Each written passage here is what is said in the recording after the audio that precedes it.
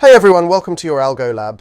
In today's session, you'll get a quick recap of last week's major economic releases and market movements, along with a look ahead at the key events coming up next week. Without further ado, let's get started.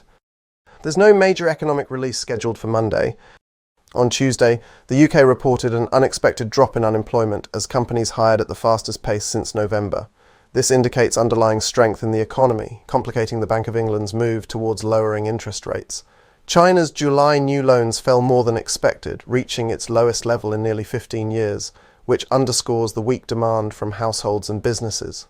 In the US, the headline Producer Price Index for July came in at 0.1%, below the consensus of 0.2%. Core PPI slowed to 0.0%.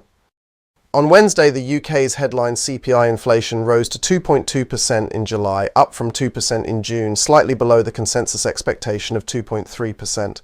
The Eurozone economy expanded by 0.6% year-on-year, matching the consensus forecast. In the US, the July CPI increased by 0.2% month-over-month and 2.9% year-over-year, marking the smallest annual CPI rise since early 2021, signalling a continued cooling of inflation. The core CPI, excluding food and energy prices, also rose by 0.2% month-over-month and 3.2% year-over-year. This data strengthened expectations that the Federal Reserve might cut interest rates in September. On Thursday, Japan's GDP grew at an annualized rate of 3.1% in the second quarter, rebounding from a 2.3% contraction in the first quarter and surpassing the consensus forecast of a 2.3% increase. Private consumption rose 1.0% quarter-on-quarter on a non-annualized basis. This stronger-than-expected GDP data could support the Bank of Japan's decision to raise rates last month. In the US, headline retail sales for July increased by 1.0%, exceeding expectations. On Friday, US new home construction dropped in July to its lowest level since the post-pandemic period, as builders reacted to weak demand and high inventory levels. Building permits, an indicator of future construction activity, declined by 4% to an annual rate of 1.4 million. Meanwhile, the preliminary reading of the University of Michigan's Consumer Sentiment Index for August increased to 67.8, up from 66.4, surpassing the consensus forecast of 66.9. In the equity market, a wave of data highlighting US economic resilience propelled stocks to their best week of the year, with dip buyers stepping in after a recent downturn.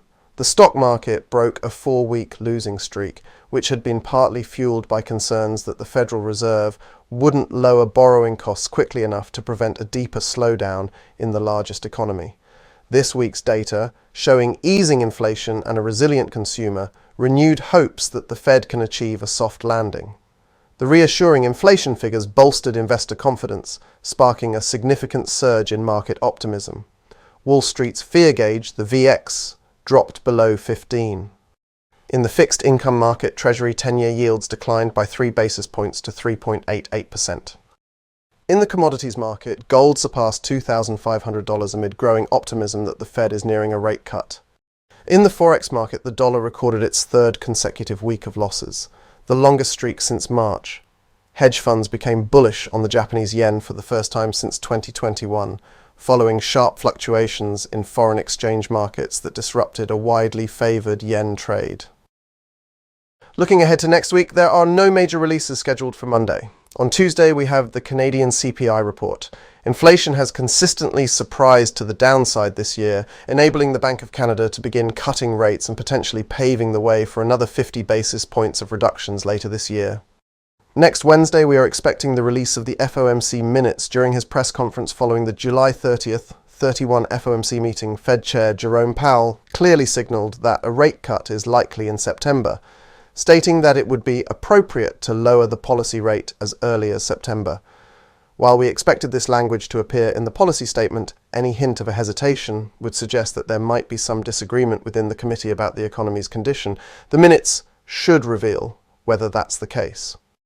US central bankers will convene from August 22nd to 24 at their annual Jackson Hole Symposium.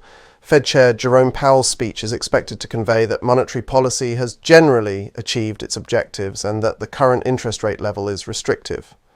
He may suggest that the balance of risks between the Fed's dual mandates, employment and inflation, is roughly even. While he is likely to signal an upcoming rate cut, he is not expected to specify whether it will be 25 or 50 basis points, leaving that decision dependent on the August jobs report. Lastly, let's turn to the Central Bank Watch. Here, we review recent rate decisions and highlight what the market is currently predicting for future actions. It's important to note that economists' forecasted rate cuts may differ from those implied by the market. On this channel, we share tested strategies for investing and trading, covering everything from technical analysis and fundamentals to economic trends and sentiment-based algorithms. If you don't want to miss out on any of our content, be sure to like, subscribe, and hit the bell icon to stay in the loop. Thanks for watching, and I'll see you in the next video.